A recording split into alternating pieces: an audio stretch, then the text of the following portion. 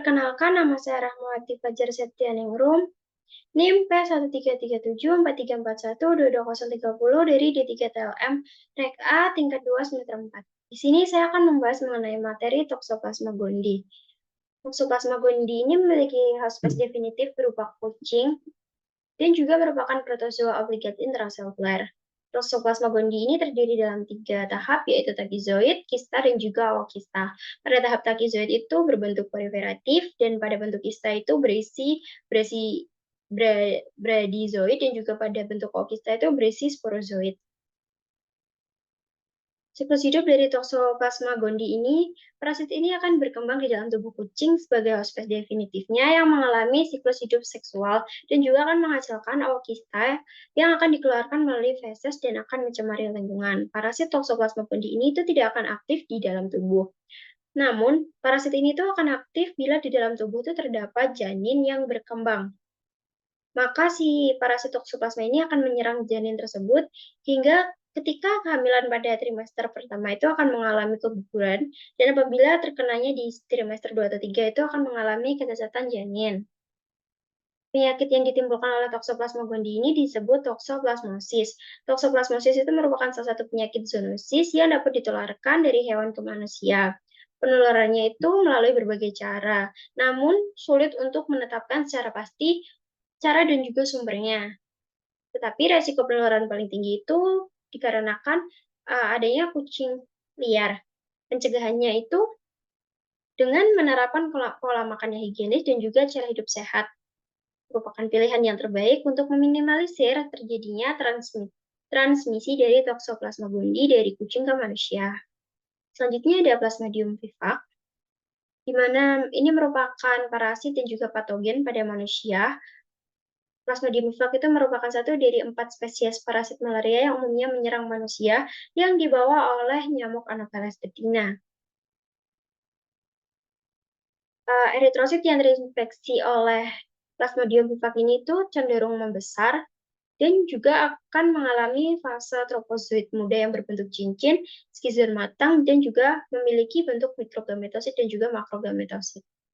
Pada tropozoid muda, Plasmodium vivax ini berbentuk cincin dengan inti merah, sitoplasmanya biru, di dalamnya ada vakuola, plasmanya itu di hadapan inti menebal. Parasitnya itu letaknya sentral dalam eritrosit dan biasanya satu parasit dalam satu eritrosit. Tropozoid tuanya itu bentuknya menjadi amoeboid, sitoplasmanya itu tidak teratur dan juga terdapat ciri khas berupa tampak titik scavener. Sedangkan pada skizoid muda, bentuknya itu bulat, hampir mengisi seluruh eritrosit. Plasmanya itu padat, hampir tak bervakuola. Intinya itu mulai membelah-membelah. Di antara inti itu ada kayak butir-butir hematin dan juga titik-titik Schaffner. Pada skizoid tua, inti akan membelah menjadi 12-24 bagian. Tiap pembelahan inti itu diikuti dengan pembelahan sitoplasma, sehingga merozoid yang sudah tampak akan terlihat. Parasit juga akan mengisi penuh eritrosit. Pada gametosit jantan disebut juga mikrogametosit, dan juga pada gametosit betina itu disebut makrogametosit. Pada gametosit jantan tuh bentuknya itu bulat, namun lebih kecil daripada gametosit betina. Next, ada Plasmodium malaria. Plasmodium malaria ini juga merupakan protozoit parasit yang menyebabkan malaria pada manusia dan juga hewan. Plasmodium ini juga berhubungan dekat dengan falciparum dan juga Plasmodium vivax, yang kebanyakan menyebabkan infeksi malaria. Malaria yang disebabkan oleh Plasmodium malaria ini adalah malaria Vartana yang terjadi demam berulang tiap hari keempat. Nah, distribusi geografiknya itu di daerah-daerah tropik maupun subtropik. Nah, morfologinya ini mengalami 3 tahapan stadium parasit. Yang pertama ada tropozoid, skizoid, dan juga gametosit. Tropozoidnya itu berukuran kecil dengan jumlah sedikit. Bentuk yang sering ditemukan itu cincin, intinya itu tunggal, dan sitoplasmanya itu teratur dengan jumlah banyak dan tersebar. Sedangkan pada skizonnya itu berukurannya tuh kecil namun kompak, jumlahnya juga sedikit, terdiri dari 6-12 merozoid. Biasanya yang sering nampak adalah 8, dan juga merozoidnya itu tersebar tidak berkelompok, namun pigmennya itu berkumpul. Pada gametositnya itu, stadium muda ini sulit dibedakan dengan trofosit yang sudah lanjut. Pada stadium lanjutnya, bentuknya itu bulat, kompak, terus juga intinya tunggal, jelas pigmennya itu tersebar dan juga kasar. Patologinya itu inkubasi 18 hari, kadang 30 hingga 40 hari. Demamnya itu lebih teratur dan terjadi pada sore hari. Parasitnya itu cenderung menghinggapi eritrosit yang lebih tua, dapat bersifat menahun, perjalanan penyakitnya itu tidak berat, dan juga semua stadium parasit aseksual terdapat dalam peredaran darah tepi pada waktu yang bersamaan. Uh, Pada siklus hidupnya sendiri itu, hampir semua jenis plasmodium itu beda, hanya pada plasmodium itu siklus hidupnya sama, hanya waktunya saja yang membedakan. Saat nyamuk Anopheles betina menggigit manusia,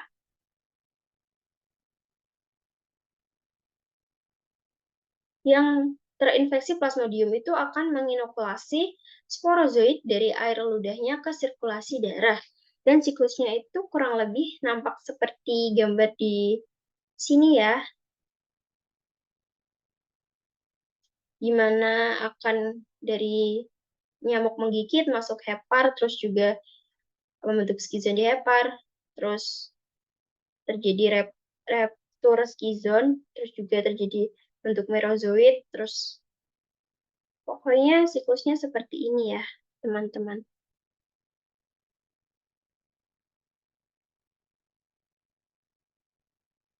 Kayak siklusnya ini berulang. Ini yang terjadi di dalam tubuh manusia, yang sebelah kanan, sedangkan yang sebelah kiri ini terjadi di tubuhnya nyamuk. Next, ada Plasmodium ovale. Plasmodium ovale ini dikenal dengan nama penyakit malaria ovale. Distribusi geografiknya itu daerah tropik Afrika bagian barat, Pasifik barat. Kalau misalkan di Indonesia ini ada di Pulau Owi sebelah selatan, Biak di Irian Jaya, dan juga Pulau Timur. Patologisnya itu gejalanya itu mirip dengan malaria vivax, serangannya yang terjadi hebat tetapi penyembuhannya secara spontan. Parasitnya itu berada dalam darah dan mudah ditekan oleh spesies yang lain. Terus juga ini lebih virulen, dan juga prognosis malaria ovale itu penyakitnya ringan dan dapat sembuh sendiri tanpa pengobatan. Epidemiologisnya tak merupakan tak merupakan masalah kesehatan masyarakat di Indonesia karena frekuensinya itu cenderung rendah dan dapat juga sembuh sendiri. Nah, pada morfologinya tuh pada ini spesies Plasmodium ovale itu terlihat semua stadium titik James lebih jelas dalam bayangan merah. Stadium parasitnya juga terdapat 3 fase, yaitu trofozoid, skizon, dan juga gametosit. Siklus hidup dari Plasmodium ovale ini, yang pertama ada fase vegetatif, di mana terjadi di tubuh manusia yang mengalami uh, malaria. Siklusnya itu di mana saat dia tergigit nyamuk, yang nyamuknya itu akan menularkan sporozoid, kemudian akan berkembang menjadi trofozoid, terus juga jadi sizoid, dan juga jadi merozoid. Kalau misalkan yang fase generatifnya terjadi di dalam tubuh nyamuk Anopheles betina, di mana siklusnya itu pertama adalah makrogametosit atau mikrogametosit, kemudian berubah menjadi zigot, makrogametosit dan mikrogametosit yang mereka saling melakukan reproduksi dan kemudian berubah jadi zigot, kemudian berubah jadi ookinet, terus jadi oosit, menjadi sporosit dan juga sporozoid yang kemudian ditularkan ke manusia. Next ada Plasmodium falciparum. Plasmodium falciparum ini juga merupakan protozoa parasit, salah satu spesies dari Plasmodium yang menyebabkan penyakit malaria pada manusia. Dan Plasmodium falciparum ini menyebabkan infeksi yang paling berbahaya dan memiliki tingkat komplikasi dan mortalitas malaria yang paling tinggi. Intinya, Plasmodium falciparum ini tuh lebih berbahaya daripada jenis plasmodium lain seperti ovale, malaria, dan juga Plasmodium vivax. morfologinya tuh hampir sama dengan plasmodium-plasmodium yang lain, namun pada Plasmodium falciparum itu eritrositnya tidak membesar dan juga parasitnya di tepi yang melekat. Terus pada tahap skizon itu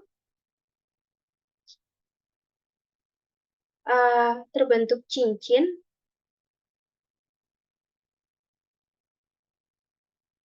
dan juga eritrositnya itu dan juga ada lebih dari satu parasit dalam satu eritrosit. Kalau misalkan yang Plasmodium vivax itu tadi kan satu eritrosit, satu parasit. Kalau yang ini tuh kayak di dalam satu eritrosit itu ada banyak parasit. Ini seperti itu. Nah, siklus hidupnya itu yang pertama Plasmodium itu terdiri dari dua tahap atau dua siklus, yaitu siklus seksual dan juga aseksual, di mana yang seksual itu terjadi pada nyamuk dan juga yang aseksual itu terjadi di manusia. Nah, di dalam sel hati, sporozoid itu akan membelah diri secara aseksual dan berubah menjadi skizon hati atau skizon kriptozoid. Seluruh proses tadi itu disebut fase eritrositik primer. Siklus tersebut itu memerlukan waktu sekitar 6 hingga 12 hari tergantung spesies yang terinfeksi. Terus sesudah skizon kriptozoik di dalam sel hati menjadi matang, bentuk ini bersama sel hati yang diinfeksi akan pecah dan mengeluarkan antara 5.000 hingga 3.000 merozoit yang masuk ke dalam sel-sel dalam darah merah. Di dalam sel darah merah, merozoit yang dilepas tadi akan berubah menjadi tropozoit muda yang berbentuk cincin. Tropozoit muda akan menjadi tropozoit dewasa, selanjutnya akan membelah diri menjadi skizon. Nah, skizon yang sudah matang dengan isi merozoit di dalamnya uh, akan yang lepas akan kembali menginfeksi sel-sel darah merah lain untuk mengulangi siklus yang sama. Nah, keseluruhan siklus yang terjadi secara berulang di dalam sel darah itu disebut fase eritrositik aseksual atau skizogoni darah. Cara penularan dari Plasmodium falciparum ini kebanyakan secara alami melalui gigitan nyamuk, namun ada juga yang melalui transfusi darah yang mengandung parasit malaria, ada yang melalui transplantasi sumsum tulang dan juga jarum suntik.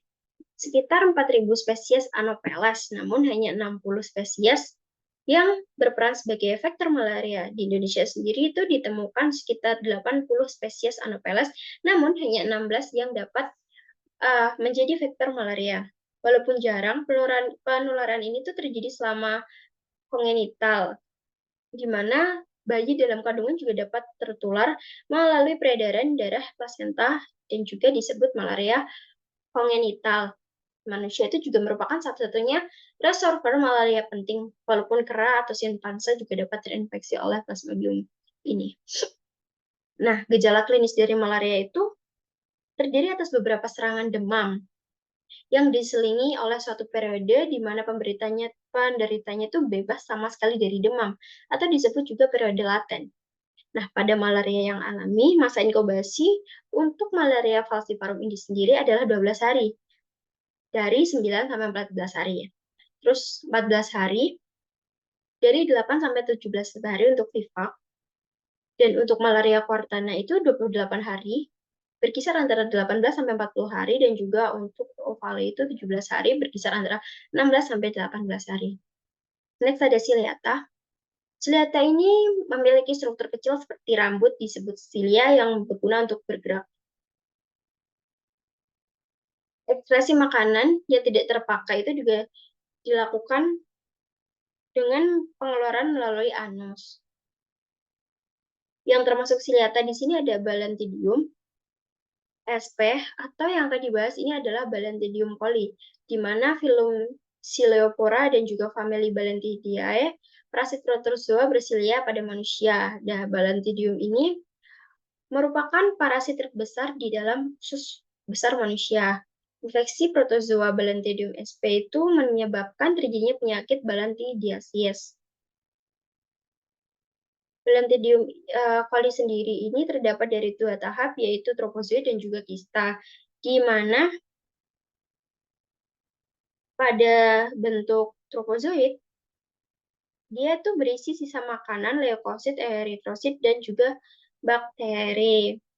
Jangan pada tahap kista atau yang sudah matang dan siap menginfeksi itu bentuknya bulat, berukuran 30 hingga 60 mikron. Uh, Dia punya dua nukleus, yaitu makronukleus dan mikronukleus, memiliki dua dinding lapis dan juga terdapat vakuola kontraktil. Siklus hidup dari Balantidium sendiri ini apabila terinfeksi, manusia memperoleh infeksi dengan cara menelan kista melalui makanan atau air yang terkontaminasi Balantidium. Nah, nanti di usus, kista itu akan mengalami eksistensi untuk melepaskan tropozoid. Tropozoid itu akan membelah dengan pembelahan biner. Ini eksis saat melewati unsur besar dan diekskresikan dalam tinja. Penularannya itu bisa dengan menelan makanan atau air yang terkontaminasi, terus juga tinja yang mengandung Balantidium coli, terus juga melalui penyebaran kosmopolit, terus juga ada hospes reservoir-nya monyet dan juga babi, infeksi ditularkan melalui jalur fekal oral. Nah, pencegahannya bagaimana? Pencegahannya adalah menghindari kontaminasi dari air dengan kotoran manusia atau hewan. Terus juga melakukan pencegahan antara kontak dari manusia dengan babi. Terus juga melakukan pengobatan kepada babi yang terinfeksi. Terus juga melakukan pengobatan individu untuk mengeluarkan kista Balantidium coli. Nah, pengobatannya sendiri dapat menggunakan tetraskilin alternatif. Alternatif lain dari tetraskilin adalah doxyskilin, metronidazole, dan juga nitromidazole. Next, ada Rhizopoda. Di sini Rhizopoda itu ada Entamoeba histolytica, di mana host base-nya itu adalah manusia. Penyakit yang disebabkan itu amebiasis, dan juga distribusi geografiknya itu bersifat kosmopolit, terutama di daerah tropik dan iklimnya sedang.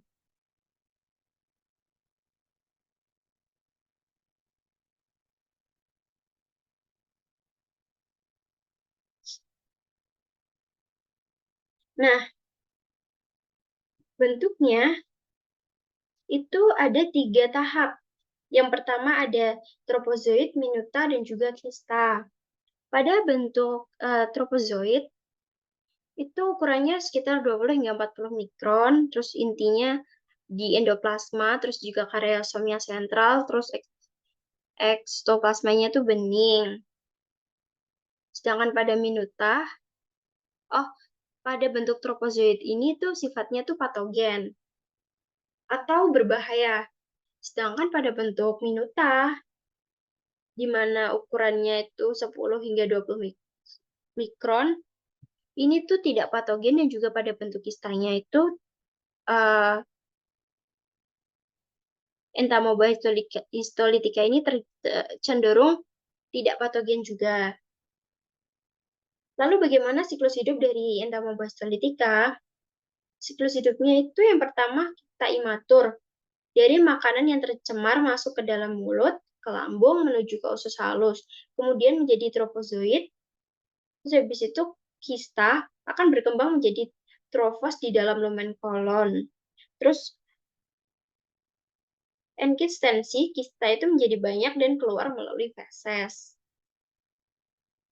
Nah, diagnosisnya itu dapat juga dilakukan diagnosis klinik, ditetapkan bila terjadi disentri disertai perutnya mulas, atau diarenya itu lebih dari 10 kali sehari, dan lain-lain. Selanjutnya ada Mastigophora. Mastigophora ini yang dibahas adalah flagellata tractus dignatif dan urogenital, di mana yang pertama ada Giardia lamblia, merupakan flagellata usus. Nama lainnya adalah Lamblia intestinalis atau Giardia intestinalis. Penyakit yang disebabkan itu giardiasis, hidupnya di duodenum dan juga jejunum bagian atas dengan cara Hidupnya di duodenum dan juga jejunum di bagian atas dengan cara melekatkan diri pada usus. Kadang juga dijumpai pada kandung empedu dan saluran empedu. Pada Giardia lambia ini, yang pertama bentuknya adalah tropozoid, mirip buah pir, yang bilateral simetris, panjangnya 10-20 mikron dan lebarnya 5-7 mikron. Ada batil isap besar di ventral. Ini ada memiliki batil isap di ventral. Ujung anteriornya itu melebar dan juga membulat. Namun ujung posteriornya itu meruncing. Permukaan dorsal cembung, permukaan ventral cekung. Tidak invasif, tapi hidupnya di usus. Memiliki 4 pasang flagel, 1 pasang anterior, 2 pasang lateral, dan satu letak caudal. Punya 2 aksostil keluar dari kinetoplas menuju flagel posterior. Memiliki 2 inti karyosom yang letaknya sentris.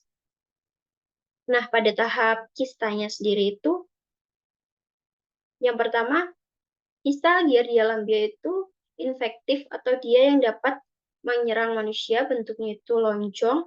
Kista muda lonjong tuh dengan salah satu ujung badan lebar dengan 2 inti. Kista dewasa 4 inti, jadi intinya dari 2 berubah menjadi 4. Intinya itu terletak di salah satu ujung karyosom, letak tidak tetap. Kemudian ada siklus hidupnya.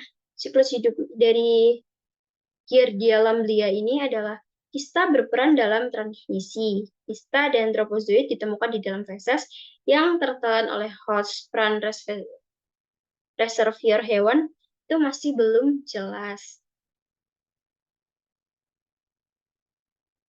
Yang kedua ada Trichomonas vaginalis. Klasifikasinya seperti ini, di mana dia adalah ordonya Trichomonida, famili Trichomonidae, dan juga genusnya Trichomonas. Merupakan flagellata genital, habitatnya itu genital pada wanita, pria, atau saluran kemih. Penyakit yang disebabkan itu trichomoniasis hanya memiliki stadium tropozoid. Yang memiliki stadium tropozoid, hanya tropozoid itu adalah Trichomonas vaginalis. Dia tidak memiliki stadium kista. Mempunyai 1 inti lonjong dengan 4 flagel keluar dari bagian anterior. Nah, seperti ini ya kurang lebih. Siklus hidup Trichomonas vaginalis ini sendiri itu adalah infeksi yang sering adalah melalui hubungan seksual. Terus pada wanita, parasit tersebut mendapat nutrisi dari permukaan mukosa vagina, berkembang biak melalui longitudinal binary fission atau pembagian nukleus. Terus semasa kontak seksual, tropozoid ini ditransmisikan kepada laki-laki dan terlokasir pada utera atau kelenjar prostat dan mengalami replikasi yang sama seperti yang terjadi di vagina. Next ada flagellata darah dan jaringan. Yang pertama ada Trypanosoma gambinasa. Hidupnya itu di plasma darah, kelenjar bening, getah bening, dan juga di otak. Hospes definitifnya itu manusia, hospes perantaranya adalah lalat sese. Di mana dia itu memiliki morfologi, intinya itu bentuknya bulat, di tengah berperan dalam penyediaan makanan. Kinetoplasnya itu bulat, letaknya di depan, di belakang inti lebih kecil dari inti. Terus juga memiliki siklus hidup. Trypanosoma ini tuh yang Afrika Barat dengan hospes reverser babi dan Afrika Timur dengan reservoir sapi. 7 hewan liar atau hewan liar lainnya dengan vektor lalat sese. Di dalam tubuh lalat sese, Trypanosoma ini mengalami trypamotigot prosilik yang kemudian membelah diri dalam 10 hari, terus bermigrasi ke kelenjar ludah, terus bermigrasi ke epimastigot, akan membelah diri lagi, menjadi Trypanosoma metasiklik, stadium infektif terhadap manusia, dan hospes reservoir. Siklus dalam tubuh lalat sese itu berlangsung 20-60 hari tergantung spesies lalat sesenya. Terus sekali menghisap darah, lalat sese akan memuntahkan 40.000 Trypanosoma metasiklik. Dosis infektif minimum untuk kebanyakan hospes adalah 300-500 organisme. Selanjutnya ada Leishmania. Hospesnya juga lalat seseh.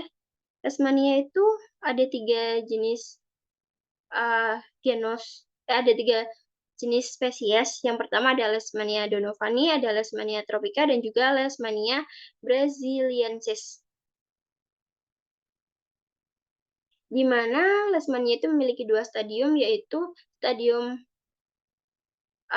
amastigot atau Leishmania terdapat pada manusia dan reservoir, dan juga stadium promastigot atau Leishmania terdapat dalam vektor lalat. Leishmania apabila lalat menghisap darah untuk pertama kalinya dari penderita leishmaniasis yang mengandung amastigot, itu akan berubah menjadi promastigot. Terus juga akan ke bawah di dalam usus lalat. Infeksinya itu dimulai dengan apabila lalat pasir menghisap darah yang kedua kalinya dan mengandung promastigot. Nah, ini adalah siklus hidupnya. Siklus hidup dari Leishmania. Pada waktu lalatnya itu menghisap darah penderita, akan bermigrasi ke faring dan saluran yang terdapat pada proboscis. Stadium promastigot ini merupakan stadium infektifnya.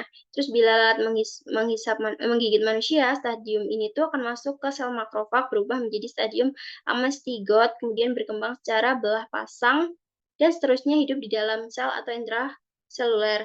Nah, ketiga spesies Leishmania tersebut itu mempunyai morfologi yang sama, bedanya dalam sifat biakannya saja.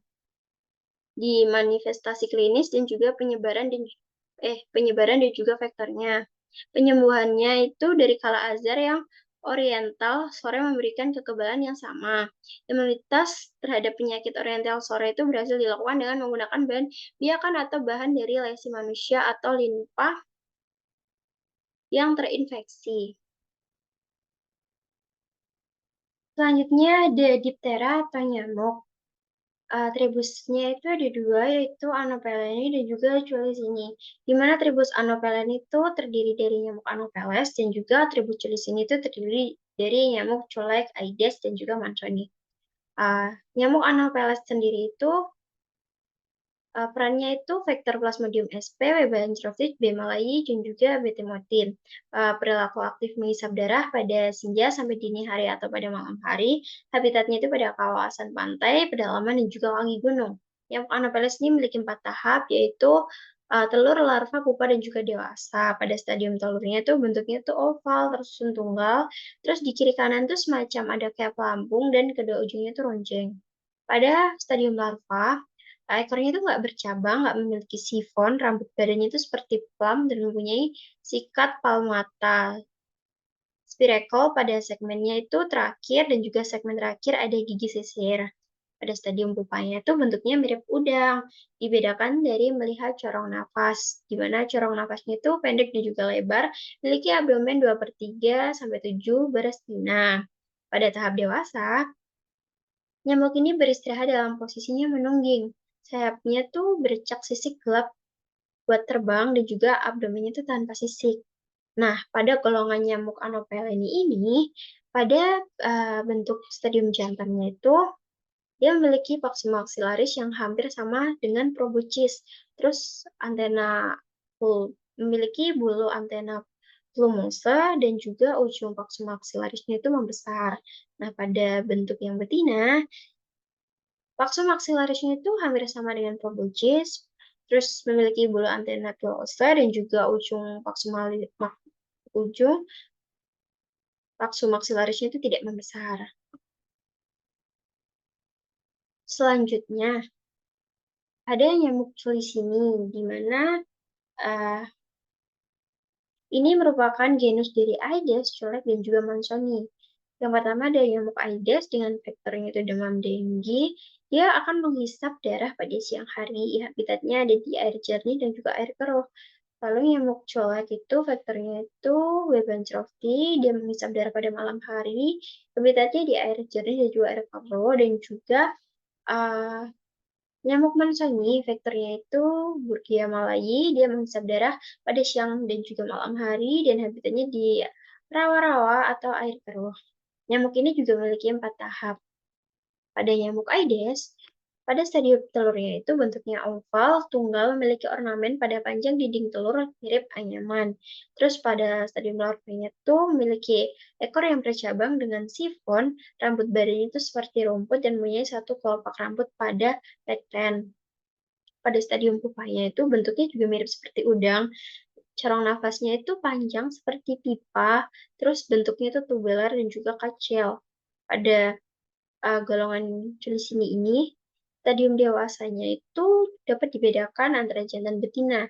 Yang jantan itu vaksin maksilarisnya itu lebih pendek daripada proboscis dan juga memiliki bulu antena plumosa. Sedangkan pada stadium dewasa jantan, vaksin maksilarisnya itu lebih panjang dari proboscis dan juga memiliki bulu antena yang plumosa. Kalau misalnya bulunya tuh, kalau yang jantan tuh lebih tebal, kalau yang betina tuh lebih tipis. Terus sedangkan pada nyamuk culex, pada stadium telurnya tuh bentuknya lonjong, juga bentuk telurnya seperti peluru dengan ujung tumpul, tersusun bergerombol, dan juga berjajar seperti rakit. Pada stadium larvanya tuh ekornya bercabang, memiliki sifon, rambutnya tuh mirip rumput, dan mempunyai satu kelompok rambut pada pekten. Nah, pada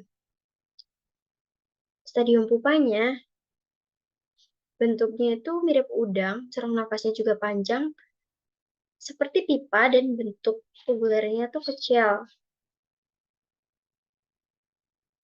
Terus pada stadium dewasanya, kalau misalkan colex jantan itu vaksin maksilarisnya itu lebih panjang dari proboscis dan bulu antenanya itu plumosa. Kalau yang betina itu vaksin maksilarisnya lebih pendek dari proboscis dan bulu antenanya itu pilosa.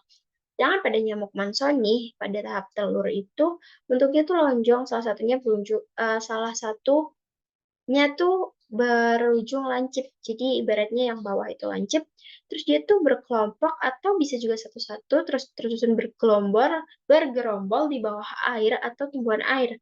Nah, pada stadium larvanya tuh memiliki ekor yang bercabang dengan sifon di ujung yang runcing seperti duri. Dan juga rambut badannya itu mirip dengan rumput.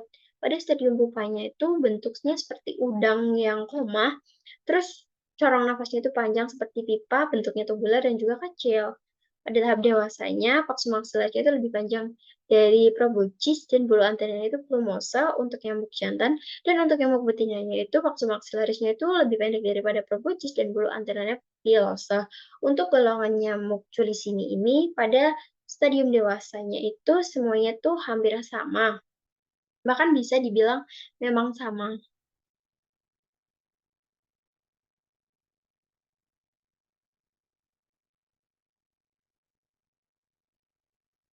Next ada Siphanoptera. Yang pertama ada Stenocephalides, di mana Stenocephalides ini merupakan pinjal. Nah, yang dibahas di sini itu ada morfologi, siklus hidup, dan juga jenis spesies. Morfologi dapat dilihat sendiri di mana dia memiliki antena, memiliki pronalkom, memiliki genalkom, memiliki spermateka untuk yang betina, dia memiliki spirasol dan juga pidium. Nah, siklus hidupnya sendiri itu ginjal tuh dimulai dari telur, larva, terus juga kepompong, terus dia jadi dewasa. Nah, spesiesnya itu yang pertama ada Stenocephalides felis atau pinjal pada kucing, di mana dia memiliki kepala yang memanjang, terus juga dia memiliki genal dan juga protonalkom. Spina pertama pada genalkom sama panjang dengan spina kedua. Kalau misalkan betina memiliki spermateka dan kalau misalkan jantan memiliki klesper. Sedangkan pada Stenocephalides canis yang terdapat di anjing itu kepalanya itu bulat, mempunyai genalcom dan juga protonalcom. Nah, spina pertama pada genalcom ini lebih pendek daripada spina kedua. Terus jenis spesies lainnya itu ada Stivalius cognatus, Neopil Neop Neophylla sondaica, ada Xenoscilla Seopis. Yang kedua ada Pediculus. Pediculus di sini terbagi menjadi tiga, yaitu Pediculus humanus capitis, Pediculus humanus corporis, dan juga Petrus pubis. Di mana Pediculus humanus capitis itu adalah kutu pada rambut, Pediculus humanus corporis itu pada badan atau kutu badan, dan juga Petrus pubis atau kutu kemaluan. Untuk siklus hidupnya sendiri itu semuanya itu hampir sama, di mana uh, yang pertama itu adalah telur, kemudian nimfa, dan juga dewasa. Nih, telur itu warnanya putih, memiliki operculum. Terus dia akan menetas dan berubah menjadi nimfa. Nah, nimfa itu sama dengan dewasa, namun ukurannya lebih kecil. Mengalami 3 kali pergantian kulit menjadi dewasa setelah 7-14 hari. Nah, ini adalah gambar dari uh, Pediculus humanus capitis jantan, dan ini adalah Pediculus humanus capitis betina. Gimana untuk membedakan keduanya ini dilihat dari ujung abdomennya. Kalau misalkan lancip itu berarti Pediculus humanus capitis jantan. Kalau misalkan bentuknya itu mirip huruf gue, itu Pediculus humanus capitis betina. Ini ada gambar dari Petrus pubis atau kutu kemaluan. Next ada Cimex lectularis. Cimex ini ada yang bersayap juga ada yang tidak. Mulutnya itu menusuk dan juga menghisap. Proboscisnya itu beruas-ruas. Terus bentuk tubuhnya itu lonjong. Tubuh tertutup rambut pendek, matanya majemuk, dan antenanya tuh langsing. Cimek ini jenisnya ada Cimek lectularis. Siklus hidupnya Cimek lectularis ini adalah nimfa dan dewasa. Dia menghisap darah. Dia menghasilkan 5 telur per hari dan menetas 4 hingga 12 hari setelahnya. Pada stadium nimfa, dewasa itu bisa hidup 6-12 bulan. Metamorfosisnya pada cimek itu metamorfosis tidak lengkap, di mana dia hanya telur nimfa dewasa. Telur jadi dewasa dalam waktu 1 minggu. Nah, gigitan cimex ini dapat menimbulkan bekas warna merah dan juga gatal. Terus dapat menyebabkan urtikaria dan sistemik dan kadang-kadang asma bronchiale. Next ada Arachida yang terbagi menjadi 3 ordo, yaitu ordo Scorpionida, ordo Arachnoida, dan juga ordo Acarina. Pada ordo Scarpionida ini memiliki pedipalpus yang seperti catut besar, terus memiliki kalisera yang kecil, dan juga mempunyai sengatan. Contohnya adalah Scorbia sp atau kalajengking. Nah, pada ordo Arachnoida ini, dia memiliki 2 bagian tubuh, yaitu kepala dan juga perut. Kakinya tuh kayak berbuku-buku dan juga berbulu. Berkaki 8, tubuhnya itu makroskopis. Ciri khasnya itu memiliki spinets untuk membentuk jaring sebagai alat pertahanan dari pertahanan diri dan alat untuk mencari mangsa. Contohnya itu ada Lactrodecus mactrons, atau mungkin yang kita kenal di kehidupan sehari-hari laba-laba. Terus ada Ordo Acarina. Ukuran tubuhnya itu kecil, tidak bersegmen, abdomennya itu bersatu dengan cephalothorax. Kebanyakan tuh bertubuh bulat atau oval. Juga pipih abdomennya itu bersatu tanpa segmen. Misalnya aja Derma center sp atau yang dikenal caplak. Di sini kita akan membahas tentang Ordo Acarina, di mana Ada dermacentor yang tidak memiliki abdomen, terus tidak memiliki sayap, kepalanya itu juga mengecil, kakinya 4 pasang, dan juga basis kapitulumnya itu berbentuk segi 4. Kalau yang sebelah sini itu ada Sarcoptes kbi, di mana badannya itu berupa kapitulum anterodorsal, memiliki 4 pasang kaki. Kalau misalkan jantan, kakinya itu 1 dan 2, terus ada ambulakas kaki ketiga, bulu cambuk, dan juga 4 kaki ambulaka. Terus kalau misalkan betina itu kakinya, kaki 1 dan 2-nya itu ambulaka, terus kaki 3 dan 4-nya itu kaki bulu cambuk. Terus ya di sini ada Tripicephalus sp atau basi kapitulumnya itu melebar ke lateral dan membentuk sudut seperti segi 6.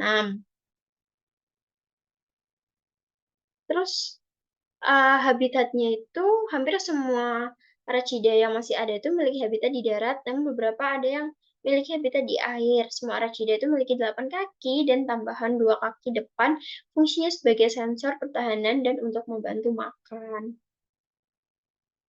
Next ada Crustacea. Crustacea ini kelompok udang-udangan dan juga kepiting, merupakan subfilum dari filum Arthropoda yang paling beragam. Kelompok ini tuh tersebar di beberapa macam habitat. Crustacea ditemukan di perairan dangkal hingga laut dalam. Nah, klasifikasi dari Crustacea itu ada 2 subkelas, yaitu ada Entomas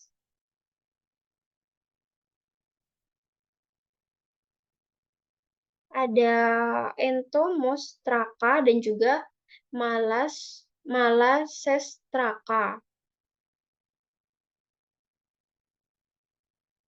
Nah, morfologi dari Crustacea ini sendiri tuh ciri umumnya itu adalah pada cephalon atau kepalanya yang tersusun dari 5 segmen. Pada bagian kepala itu terdapat 5 tungkai atau anggota tubuh, yaitu 2 pasang antena, 1 pasang mandibula, 2 pasang maksila. Nah, segmen kepala itu cenderung selalu berfungsi dan membentuk semacam penutup yang disebut carapax. Sedangkan segmen-segmen tubuh menunjukkan kecenderungan uh, membentuk takma adalah fusi beberapa segmen yang berurutan untuk menjalankan fungsi yang sama. Pada Crustacea itu ada 3 takma, yaitu takma kepala, takma dada, dan juga takma perut. Nah, habitat dari Crustacea ini ada di air tawar, air laut, dan sedikit di darat. Crustacea hidup di semua jenis habitat perairan dengan 89% diantaranya hidup di perairan laut, 10% diperkirakan di air tawar, dan 1% di perairan terrestrial. Next, ada penyakit vektor protozoa. Penyakit vektor protozoa di sini yang dibahas adalah trichomoniasis. Trichomoniasis itu merupakan suatu penyakit infeksi protozoa yang menyerang trakus urogenitalis bagian bawah, baik pada pria maupun wanita. Penyebabnya itu adalah Trichomonas vaginalis dan umumnya ditularkan melalui hubungan seksual. Nah, terdapat 3 spesies penyebabnya, yaitu trichomoniasis pada manusia, yaitu yang pertama ada Trichomonas vaginalis, itu adalah yang paling sering ditemukan di Indonesia, ada Trichomonas tenak dan Trichomonas hominis. Nah, morfologi dari Trichomonas vaginalis sendiri di sini tuh dia memiliki sitosom, memiliki nukleus, memiliki asotil, memiliki flagellum, dan juga undulating membran.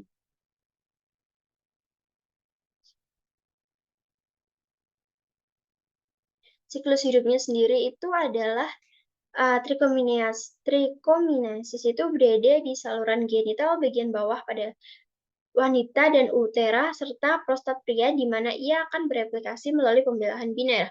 Prostat ini tampaknya tidak berbentuk kista dan tidak dapat bertahan hidup dengan baik di lingkungan luar.